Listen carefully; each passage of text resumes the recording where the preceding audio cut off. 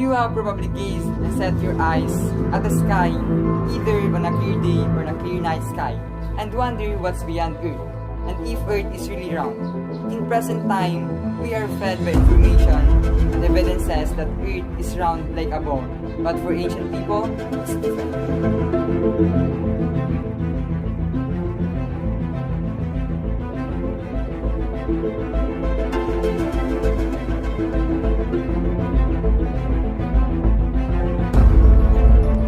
Observing is one of the skills that the great ancient thinkers possessed.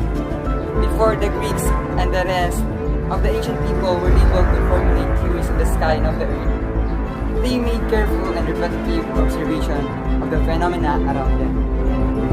When the ancient Greek philosopher Pythagoras first suggested that the earth was round in 500 BC, his claim was dismissed as unreasonable.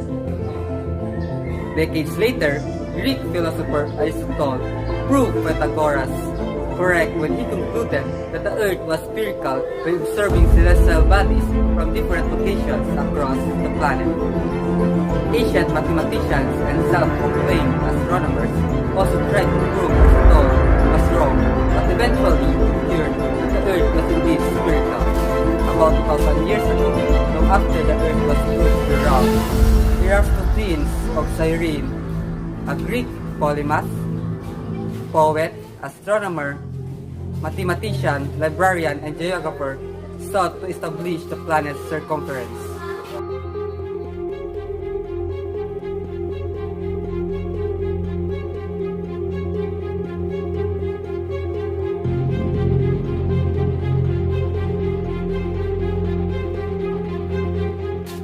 Pythagoras believed the Earth was round, and that the Sun, Moon, and other planets had their own movement. His beliefs eventually led to the Copernican theory of the universe. Pythagoras first tried to show evidence that the Earth is spherical. His claim is based on the shape of the moon. Even the shape of the moon is changing. He tried to prove its shape is spherical or a perfect circle. And if the shape of the moon is spherical, then the Earth where the moon rotates should also be spherical.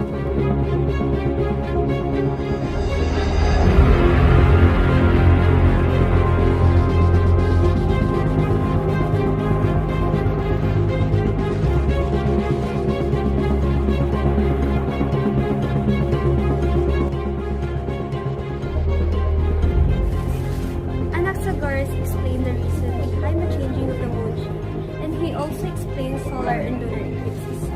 According to him, the reason why moon changed its shape and the reason of lunar eclipse is that shadow of the earth is cast on the moon during its orbit.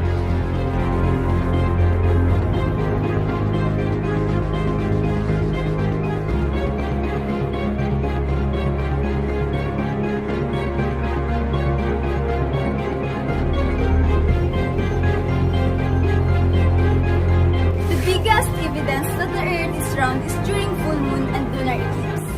Solar eclipse, on the other hand, is the evidence that the moon is spherical. All of these ideas were supported by Aristotle.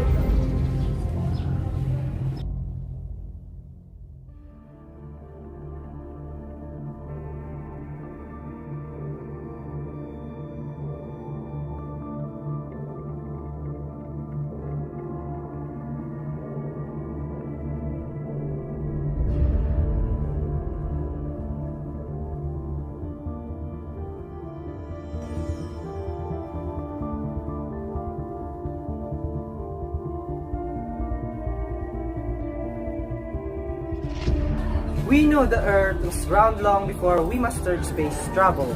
Over 2,000 years ago, the Greek philosopher Aristotle had it all figured out. In his book on the heavens, he wrote, "Again, our observation of the stars make it evident not only that the Earth is circular, but also that it is a circle of no great size. For quite a small change of position to south or north causes a manifest alteration of the horizon." In other words, you see different sets of stars in a night sky depending on where you are. the sky over the northern hemisphere is not the same as the sky over the southern hemisphere. If the Earth was flat, then at any given time we would all see the same stars, and we don't. He added some evidences that the Earth is spherical in shape. First, the Earth's component, pieces, falling naturally towards the center, would press into a round form. Second, in an eclipse of the moon, the Earth's shadow is always circular. A flat disk would cast an oval shadow.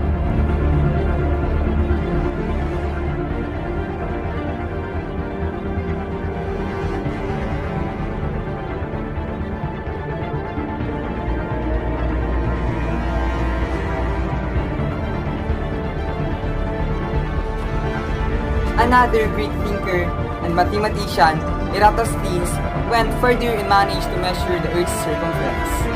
He discovered that at noon in one Egyptian city, the sun was directly overhead, whereas in a different city, the sun did not rise quite so high. Eratosthenes knew that distance between the two cities measured how high in the sky the sun rose to in each at the same time, then did some trigonometry. His method was crude, but his answer was in the right ballpark.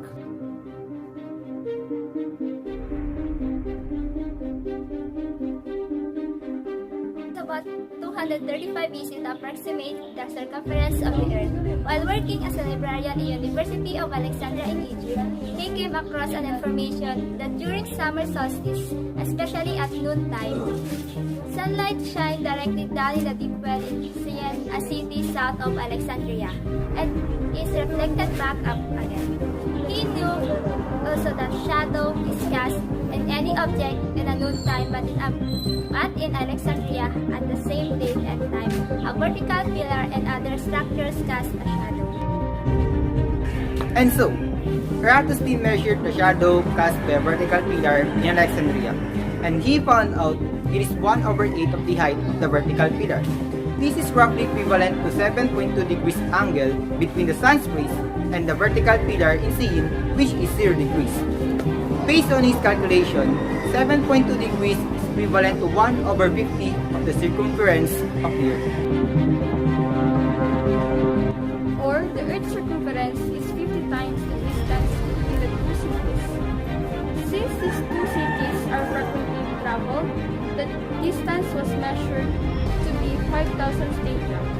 So, the Earth's circumference is 50 times 5,000 stadia, or equal to 250,000 stadia.